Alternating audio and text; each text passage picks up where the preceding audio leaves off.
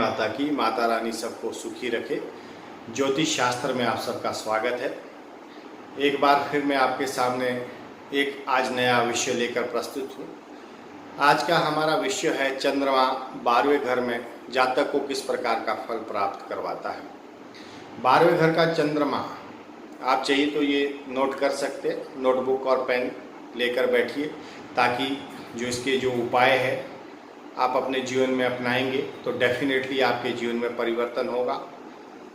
ये हमारा जो संदेश है लोगों को जन जागृति देने वाला संदेश है। इसको आपको वीडियो को संपूर्ण देखना चाहिए, ताकि आपके जीवन में अगर जिस भी जातक का 12वें घर में चंद्रमा स्थित है वो तो इस वीडियो को अवश्य ही देखे, क्योंकि उसमें उनको जीवन की संपूर्णता का कहीं ना कहीं सारांश मिल जाएगा। एक्चुअली 12वें घर का चंद्रमा बृहस्पति का स्थान में बताया गया है। बृहस्पति गुरु कहते हैं जिन्हें, उनका ये मित्र बृहस्पति का घर होता है। यहाँ पर स्थित चंद्रमा मंगल और मंगल से संबंधित चीज़ों पर अच्छा प्रभाव डालता है। यदि जातक मंगल से संबंधित किसी भी प्रकार का जो उनकी कुंडली में मंगल रहेगा बैठा हुआ जिस स्थान पे, अगर उसके आधार पे मंगल से संबंधित कुछ भी वो व्यापार या जॉब आदि करता है तो डेफिनेटली उसके जीवन में खुशी आती है। अगर यही बुध और केतु उनके जो अपोजिट है चंद्र के, यानी कि चंद्र के ये ज़्यादा मित्र नहीं होते हैं, दुश्मनी का ही व्यवहार होता है केतु और बुध के साथ चंद्रमा का, तो ऐसे जातक को यहाँ पे उस विषय से संबंध भी वो कार्य नहीं करने चाहिए, क्योंकि बुध और केतु यहाँ पे उनको नुकसान देते हैं। तो कहने का तात्पर्य यही है कि 12वें घर में स्थित जो चंद्रमा होता है वो जिस भाव में मंगल बैठा हो, अगर उससे संबंधित वो व्यापार या जॉब करता है तो डेफिनेटली ऐसे जातक को वहाँ पर आपको लाभ प्राप्त होगा। अब बात आती है, अगर चंद्रमा 12वें में बुरा प्रभाव दे रहा है तो 12वें घर में स्थित चंद्रमा जातक को आकस्मिक बेचैनी जिसे कहते हैं, मन की शांति को भंग करने वाला होता है। ऐसी जगह पे चंद्रमा को जातक को रात को नींद नहीं पड़ती है, बहुत बुरे बुरे ख्याल, बुरे विचार, और एक मन में हमेशा ही एक सुरक्षा का भाव ना मिल रहा हो, जैसे मान लीजिए किसी प्रकार की असुरक्षा में है वो, ऐसा अपने आप को महसूस करता है।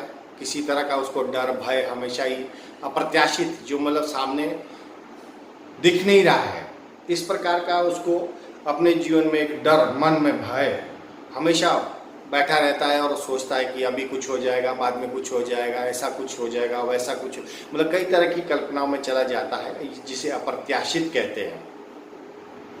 तो ऐसे जातक को चौथे भाव में स्थित केतु भी कमज़ोर होता है। तो जब केतु कमज़ोर होता है तो डेफिनेटली यहाँ पर पुत्र और माँ पर दोनों पर प्रतिकूल यानी कि बुरा प्रभाव छोड़ता है।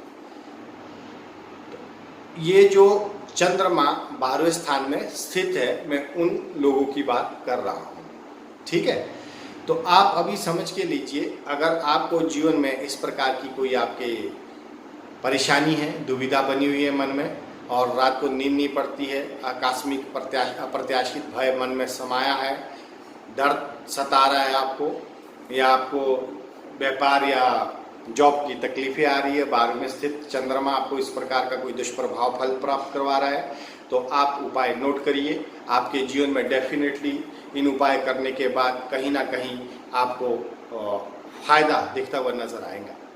तो उपाय इस प्रकार से है कि यहाँ पर स्थित जिनका भी चंद्रमा 12वें में स्थित होता है उनको कान में सोना पहनना चाहिए, यानी कि बाली पहननी चाहिए, और रात को जब दूध वो पिए तो दूध में पहले सोना गर्म करके उसमें बुझा के लें, उसके बाद ये दूध पिए, तो इससे आपका जो चंद्रमा है वो काफ़ी मजबूत होता है, और आपको केतु के दुष्प्रभाव को भी रोकता है। केतु का तात्पर्य आपकी पुत्र संतान से भी है और माता से भी है, क्योंकि चौथे का भाव यहाँ पे माता का भाव है, तो इसलिए उनके लिए ये उपाय बहुत ही अच्छे हो जाते हैं। आप जीवन में इन उपाय को कंटिन्यू करिए जब तक आपको ये महसूस नहीं होता है कि हाँ अभी हमारे मन को शांति और रात को नींद अच्छे से पड़ रही है। और आगे उपाय आप नोट करिए, कि जीवन में कभी भी जिस भी जातक का 12वें घर में चंद्रमा स्थित है, ऐसे जातक को जीवन में कभी भी साधु संतों की सेवा और दूध कभी नहीं पिलाना चाहिए, कभी नहीं देना चाहिए, क्योंकि इससे चंद्रमा और वहाँ पे खराब हो जाएगा। तो आप सावधान रहिए ये बातों से कि आपको साधु संतों की सेवा नहीं करनी है, साधु संतों को दूध नहीं पिलाना है। और स्कूल और कॉलेज, शैक्षणिक जो हमारे संस्थान होते हैं वो भी आप ना खोलें, क्योंकि अगर आप शैक्षणिक संस्थान आप खोलते हो तो डेफिनेटली इसमें आपका लॉस हो जाएगा। आपके जो मेहनत का फल आपको मिलना चाहिए वो बिल्कुल नहीं मिलेगा। और ना ही निःशुल्क बच्चों के लिए आप कुछ प्रबंध करें। निःशुल्क बच्चे जो शिक्षा प्राप्त करते हैं तो ऐसे बच्चों की भी मदद ना करें, क्योंकि निःशुल्क का तात्पर्य है कि किसी को भी आपको शिक्षा से संबंधित चीज़ें दान नहीं करनी चाहिए बच्चों के लिए। ठीक है, तो इस प्रकार से ये आपके जीवन के चंद्रमा से संबंधित 12वें घर में स्थित जो चंद्रमा है, ये उपाय बताए हैं, आप इसे जीवन में अपनाइए। इन उपाय को करने के बाद आप निश्चित तौर पे अपने मन को सुदृढ़ और रात की नींद को और अच्छे कार्य को करने में सक्षम होंगे। आशा करता हूँ आज का ये मेरे वीडियो आपको पसंद आया होगा। और दूसरी बात यह है कि संपूर्ण कुंडली का अगर आपको अध्ययन करना है, आपको जानकारी लेनी है कि जीवन काल में, क्योंकि 9 ग्रहों की दशा हमेशा एक जैसी नहीं रहती है, समय के अनुसार ये भी ग्रह जो चलित है वायुमंडल में, ये सब घूम रहे हैं, ब्रह्मांड में घूम रहे हैं, तो ये हमेशा अपना अपना फल देते रहते हैं दशा के अनुसार कि कौन से ग्रह की दशा और कौन से ग्रह का योग या आपका नक्षत्र किस प्रकार का फल देने वाला है। तो इसके लिए अगर आपको हमसे बात करनी है तो ज्योतिष से संबंधित कोई भी जानकारी आप प्राप्त करना चाहते हैं, आप मुझे कॉल कर सकते हैं, व्हाट्सअप कर सकते हैं। आप इसके मित्रों में आगे शेयर ज़रूर करिए, फ्रेंड सर्कल में, फैमिली में।